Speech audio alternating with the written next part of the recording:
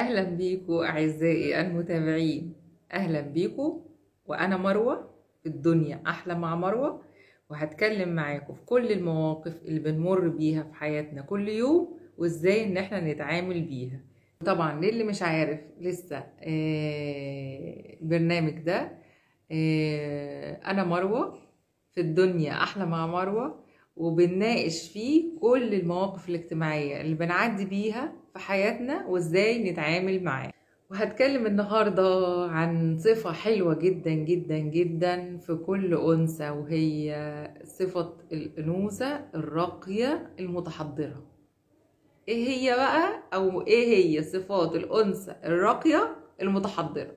الأنثى الجميلة اللي بتدخل في أي مكان بتفرض وجودها والناس كلها بتحبها من حواليها، هي الأنثى اللي تلاقيها متواضعة وما فيهاش كبر